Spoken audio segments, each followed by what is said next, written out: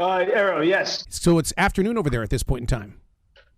It is. Yep. It's 5:30, and we had the past several days we've had the most air raid alarms we've had since this started.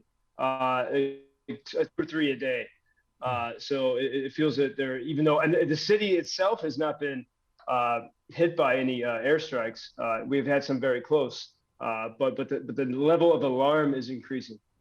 One of the things that hit me right away when I said that I was hooking up and you said 1 minute, it hit my heart. What is 1 minute in Ukraine compared to a minute in the United States? Because when you're in a war zone like that, 1 minute could be a lifetime. Exactly. I mean, this is we. I was at a hotel the other day where CNN is based and a lot of the reporters are gathered. And I stepped in the elevator. It's a very nice hotel, and they put the day of the week on the floor of the carpet, so you know what day. No, and actually I was appreciative because I think all of us here have lost track of the days of the week. We only know it's day 24, 25 of the war. That's it. And so the sense of time is strange. Both we speak of the time before the war and everything we thought about, everyone's plans and dreams before the war, and where we are now. And there are many moments, Arrow, when sometimes I wake up and I'll say, oh, I think I might just lie down for a minute until the alarm goes off, just expecting that it's going to happen. Mm-hmm. And so our sense of how we keep time has changed, which is definitely, it affects, this has been, it's almost a month now of war mentality. And, the war has no weekend. And even in this, we, friends and colleagues here, we encourage each other to find space to rest because even though it doesn't pause, we have to be healthy and ready for whatever comes our way. One of the things that we've heard on this side of the planet is that the port city, the Russians have dug in, but at the same time, we hear how strong Ukraine is in the way that they have taken that city back. That port city is important to Russia, but I'll tell you what, though, the way Ukrainians are sticking in there, I mean, it's just amazing to the rest of the world. Yeah, that city of Mariupol. I mean, when we hear of the siege of Mariupol, I think of the Spartans being besieged. I think of Cromwell's forces besieging cities in Ireland. This is one of the most, one of the worst sieges in human history. But it's part of that's because the city has, the citizens are not giving up. It's very hard to get information from there because they've lost electricity and a lot of communications. Food supply is low. Even the civilians evacuating have been subject to Russian attacks, and it is an absolute horrible story. We don't, and I think in some sense, here in Lviv, it still is calm, but what's happening in Mariupol, everyone feels that could happen anywhere. But the thing that will prevent that from happening is the fight that the Ukrainians put up in that city. We also look at the city of Kharkiv, which was the first place that was attacked, minute one, first minute of the war. And there they've successfully kept the Russians out of the city as well. But they've endured constant shelling and attacks. And so it's difficult to get food. Life is becoming more difficult. And this, the situation is in Mariupol, Arrow. It is absolutely dire and terrifying what has happened to that city. Because on CNN.com today, they're saying that the Ukrainian president has said that it's just Armageddon and that we as a generation are seeing Armageddon. Well, I was speaking yesterday with an Associated Press reporter here in Lviv, and the Associated Press, they were targeted themselves when they were in Mariupol because Putin showed no qualms with going after journalists. I mean, he goes after women and children. So. And the account of the Associated Press, they had to flee the city. So now it's even hard to figure out what's going on there because the press was forced out. And it's we see there, and this is where the comparisons to Hitler are appropriate. We see an absolutely ruthless tyrant who has no qualms attacking civilians. And Mariupol is important to Putin because, like right now, the Russians control all of the coastline of the Azov Sea, which is the little sea northeast of the Black Sea. The only thing they don't control is Mariupol, and that's why they're hitting it hard. I mean, they're even firing. They have ships in the sea that are constantly firing upon the civilians of the city. Speaking of firing upon things, I don't know if you guys are privy to the news, but it was very interesting to hear that the Russians have lost a lot of generals. I believe 5 generals. And the reason why is because in Ukraine, they were able to get into their communication devices and break them down, which has caused confusion, putting the generals out there in the open. And then Ukrainian snipers, boom, boom, boom. It's just amazing how communications really has played an important role here. Yeah, I think we've seen that. I mean, the Ukrainians, and this is one of the things that has surprised the world, but the Ukrainians have been very sharp and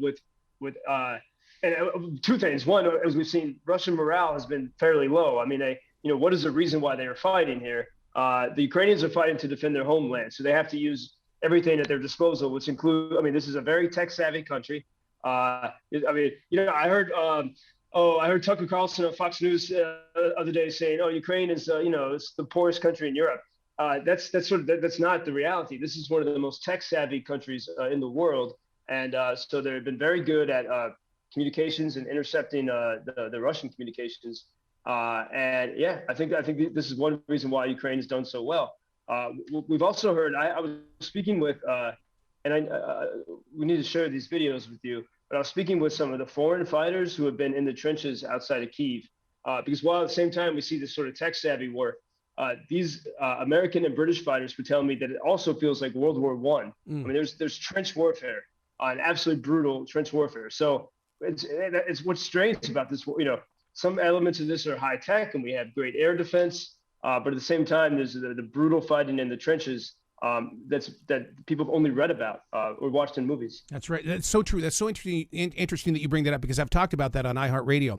One of the things also is that you bring up a very interesting point about what the average person thinks of Ukraine, where you said it's the poorest. It's been accused of being the poorest in the area. But I'll tell you, how many Americans actually think that Ukraine looks like Afghanistan, and that's where the confusion has got to. It's got to rest. They've got to get their truth and stuff like that about what this nation is all about. Absolutely. And I think one of the biggest untold story now is what happened in 2014 when the people peacefully took to the streets and they said, we want our democracy, we want to govern ourselves, we don't want a puppet regime from Moscow. And even when the secret police fired upon the citizens, they didn't flinch. And that was, I mean, this is something that Hong Kong tried to do but was not able to do.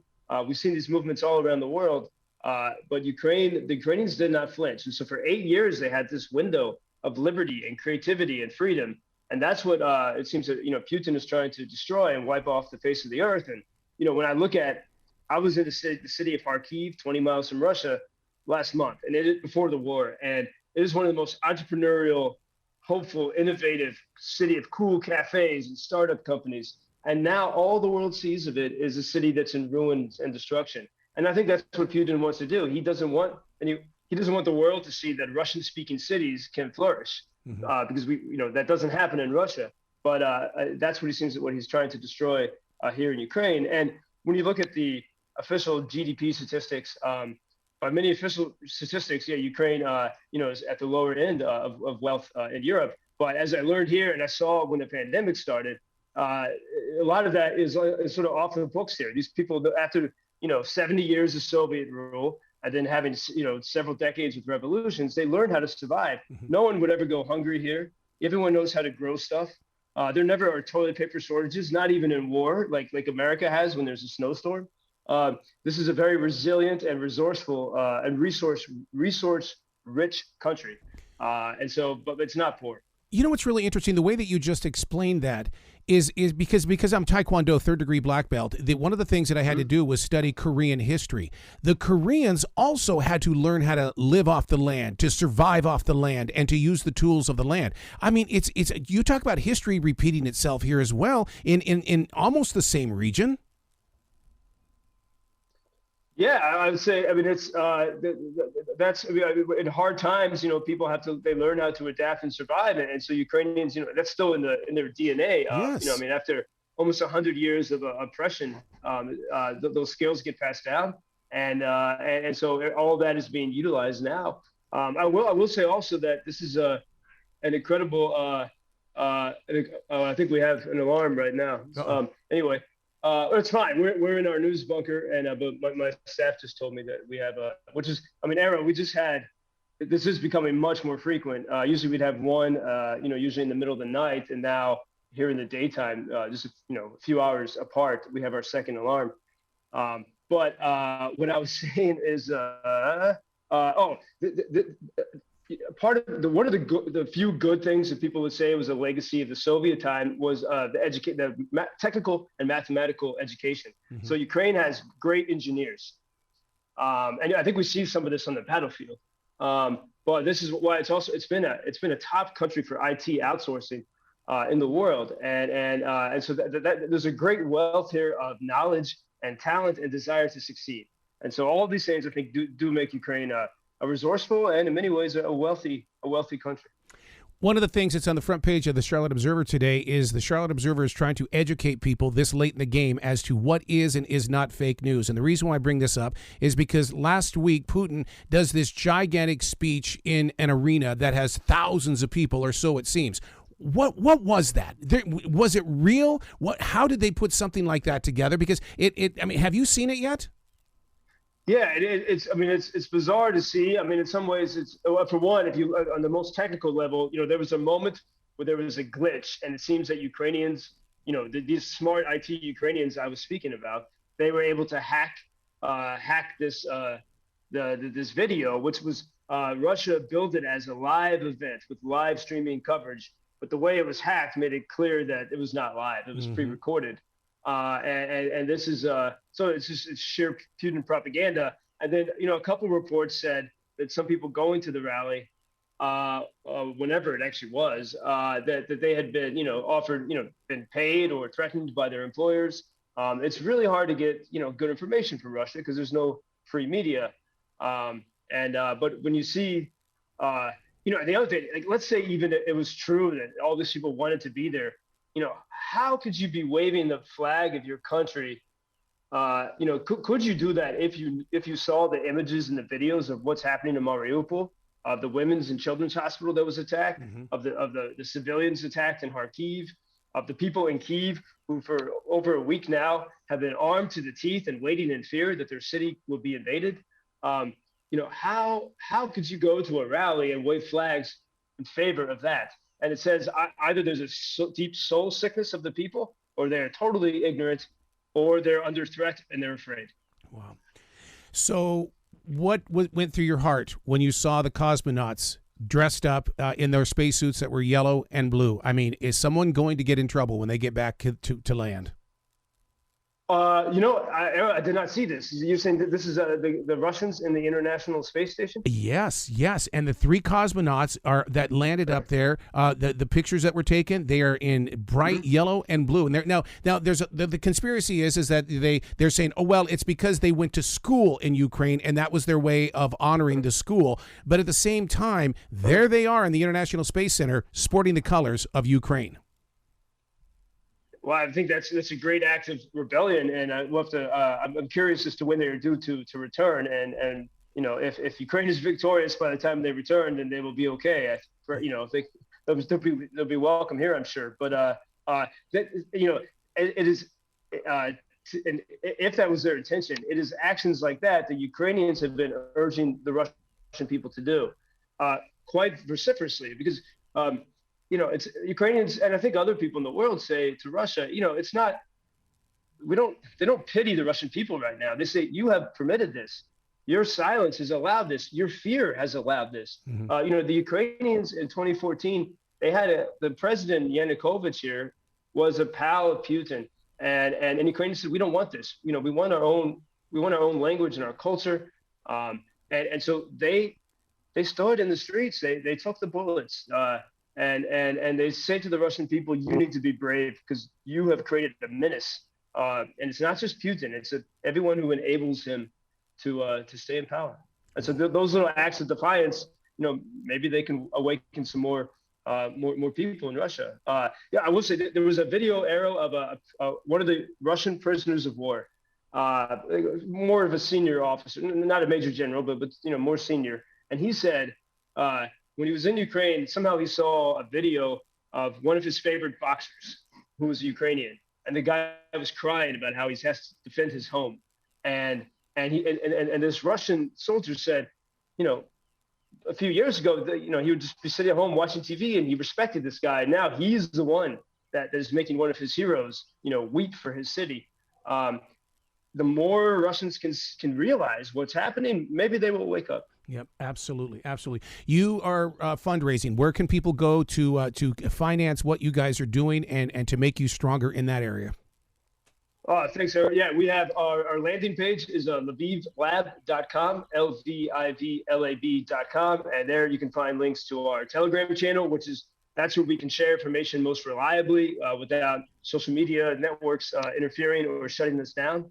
And we accept donations via Bitcoin and PayPal to support our newsroom, but also we have a team that works on bringing supplies and logistics from the U.S.